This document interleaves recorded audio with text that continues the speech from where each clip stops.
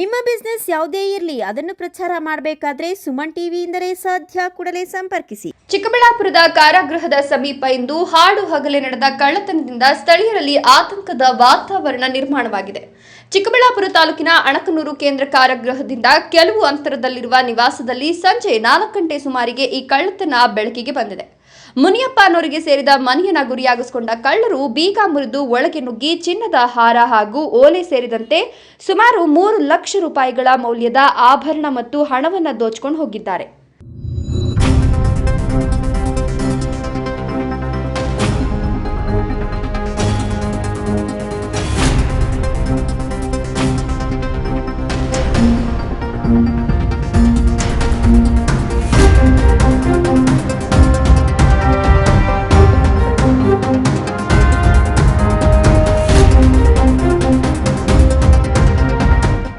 ಘಟನೆಯ ಮಾಹಿತಿ ಲಭ್ಯವಾಗುತ್ತಿದ್ದಂತೆ ಬೆರಳಚ್ಚು ತಜ್ಞರ ತಂಡ ಮತ್ತು ಶ್ವಾನದಳ ಸ್ಥಳಕ್ಕೆ ಭೇಟಿ ನೀಡಿ ಪರಿಶೀಲನೆ ನಡೆಸಿತ್ತು.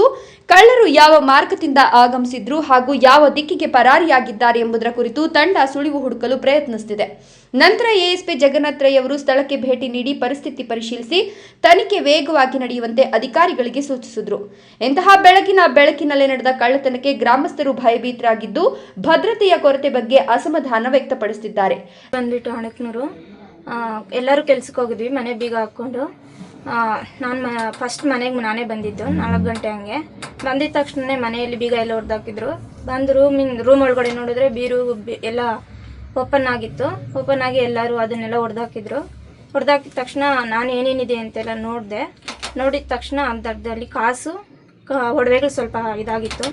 ಒಡವೆ ಬಂದು ನೆಕ್ಲೇಸ್ 25 ಗ್ರಾಮ್ ಇತ್ತು. ವಾಲೆ ಬಂದುಬಿಟ್ಟು ಒಂದು 8 ರಿಂದ 10 ಗ್ರಾಮ್ ಇತ್ತು. ಕ್ಯಾಶ್ ಬಂದುಬಿಟ್ಟು 2 ರಿಂದ 3 ಲಕ್ಷವರೆಗೂ ಇತ್ತು. 3 ಲಕ್ಷವರೆಗೂ ಇತ್ತು. ಅದು ಎಲ್ಲ ಹುಂಡಿ ಎಲ್ಲ ಹೊಡೆದಾಕ್ಬಿಟ್ಟು ಬಿರುಗಳೆಲ್ಲ ಹೊಡೆದಾಕ್ಬಿಟ್ಟು ಅದ್ರ ಹುಂಡಿಗೆ ಬೀಗ ಹಾಕಿದ್ವಿ, ಅದನ್ನು ಹೊಡೆದಾಕ್ಬಿಟ್ಟು ಡೋರಲ್ಲಿರೋ ಐಟಮ್ಗಳೆಲ್ಲ ಕೆಳಗಡೆ ಬೀಳ್ಸಾಕ್ಬಿಟ್ಟು ಇದು ಮಾಡಿಬಿಟ್ಟು ಎತ್ಕೊಂಡು ಹೊರಟೋಗಿದ್ದಾರೆ.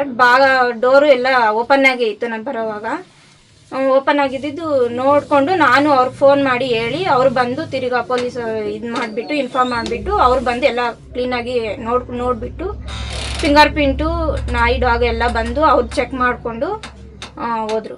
ಜಿಲ್ಲೆಯ ಕಾರಾಗೃಹದಷ್ಟು ಸುರಕ್ಷಿತವೆಂದು ಭಾವಿಸಲಾದ ಪ್ರದೇಶದಲ್ಲೇ ಕಳ್ಳತನ ನಡೆದಿರೋ ಜನರನ್ನ ಇನ್ನಷ್ಟು ಕಂಗಾಲಾಗಿಸಿದೆ. ಘಟನೆ ಹಿನ್ನೆಲೆಯಲ್ಲಿ ಚಿಕ್ಕಬಳ್ಳಾಪುರ ಗ್ರಾಮಾಂತರ ಪೊಲೀಸ್ ಠಾಣೆಯಲ್ಲಿ ಪ್ರಕರಣ ದಾಖಲಿಸಲಾಗಿದೆ.